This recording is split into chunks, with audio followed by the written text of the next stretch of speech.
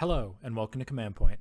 I'm Shane, and I'm here with a brand new series called How to Beat Astartes. Some of you might be wondering, why do we need a series just to basically talk about beating Astartes? Well, there's a few reasons for that, and those of you that have been paying attention to the prior Nexus releases and the changes to Astartes are very familiar with why this might be a necessary thing. So, with the buffs that they got in Prior Nexus, the all Marines going up to 2 wounds, changes to the weapons, potentially Death Denied being buffed, although that might get changed and it might not matter anyway, because if you ask me, I don't think a lot of tournaments are going to keep it at 2 CP. So either way though, Marines look very strong right now, just across the board. And it seems to me that kind of off in the distance, a lot of people can see this looming kind of Marine meta that could very well take over tournaments. So this series is basically just going one faction at a time, talking about what I think the best strategy is to combat Astartes. Because not only are they strong, but they were already the most played faction at most tournaments, just because they're the poster boy of the game. If you have a situation where they're not only the most popular faction, but the strongest faction maybe, or one of the strongest factions, you need to know how to beat them if you're going to do well at a tournament. So, without further ado, this is the first episode of How to Beat Astartes, featuring the Astra Militarum. Getting started, the Astra Militarum is a fortunate team to start with, just because they are already pretty strong.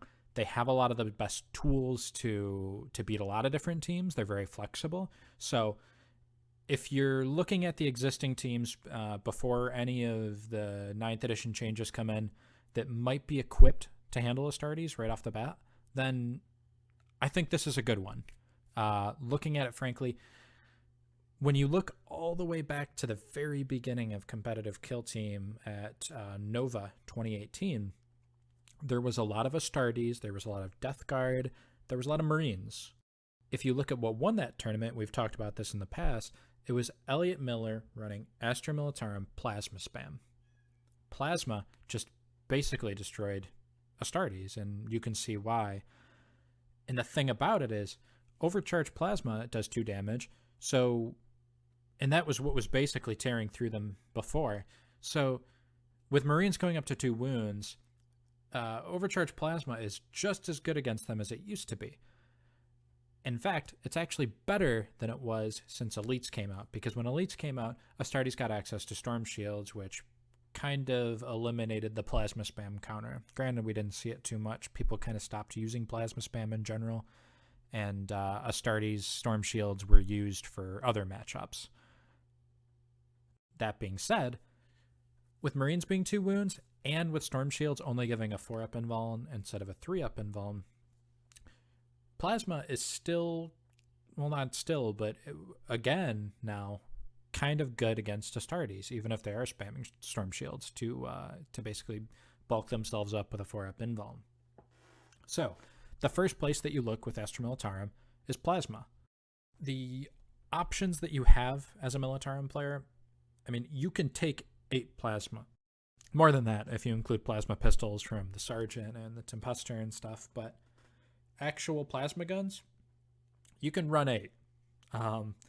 In addition to that, something that Militarum didn't have back in that first Nova tournament and like the Stone Age of tournament play was Godfred. Godfred is a must-take now and continues to be a must-take, even if he gets the new Storm Shield Power Sword rules as well. So, you start out, you have your gun line. You can have, I mean, assuming you're playing at 125, which I think most tournaments are going to be doing. Maybe over in Spain they'll stick at 100, but even then I wouldn't be surprised if they eventually switch over to 125 as well. You're looking at a big gun line of Plasma. Definitely the Force Ions, probably the max number of Guardsman Gunners as well. And you're going to have a gun line that's mostly overcharging. You're going to get a lot of rerolls, and you're going to be able to actually chew through those 2 wound Marines. However, you have to deal with the strong melee capabilities that Astartes are going to bring. And running something like a pure gun line opens you up to potentially being on the other side of a vet move, where, say, they take like a jump pack guy who has a veteran spec and they vet move advance, and they're in your face turn 1 ready to charge you. And your guardsman gunners and scion gunners with plasma guns are just sitting there thinking, oh no, I'm in trouble. This is basically what the job of Godfred is.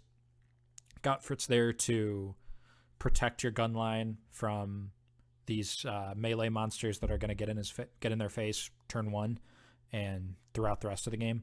What's nice about Godfred is even if he doesn't go through and actually kill one of the Marines, which he could. It's not that crazy with a power sword and 5 attacks with exploding 6s. But even if he doesn't kill them, it's pretty much fine because you've locked up that Marine. You've prevented your gun line from getting locked up. But you do possibly open up the chance of Godfred's only 1 model at the end of the day, and Marines might have 6 or 7, or even if it's only 5, they're going to have more than 1 melee threat. So you have to look at other options. If you want to go for budget, meaning you don't really want to cut those 8 plasma out, or the max number of plasma that you are looking at. I don't have an actual list specifically built out in front of me. This is all kind of theoretical. The cheap option is a Tempester with a Power Fist. So he's only going to be 12 or 13 points, and he can countercharge as well. But what's nice about him is you can pop fixed bayonets onto him from your leader, and he can fight in the shooting phase and swing again in the fight phase.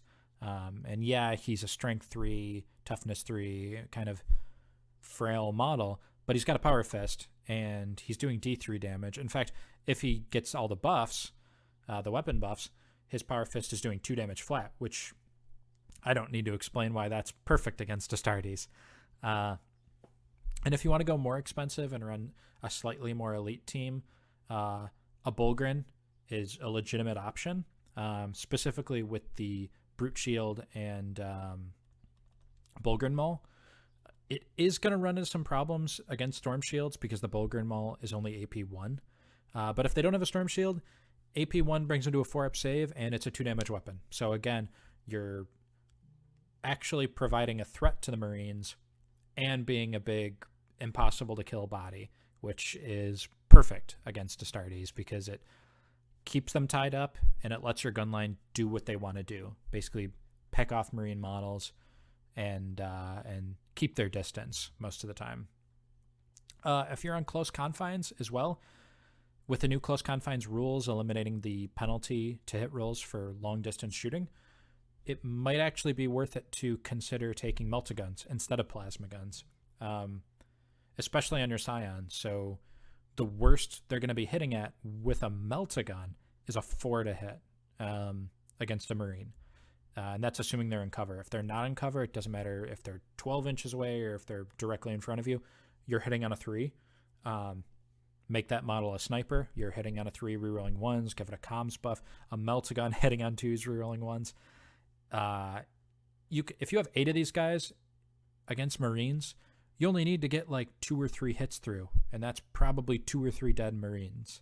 So meltaguns, super scary on ultra close confines. If you're on an open board, though, you're almost always going to be dealing with the long range penalty. So it's definitely probably a little bit better to lean into plasma in those situations. Outside of that, on the open board as well, there is an argument to be made for Ryan and Rouse, deep striking Rouse with outflank and tossing that demolition charge that he has. You can only use it once per game, but that thing is seriously deadly and could melt a Marine.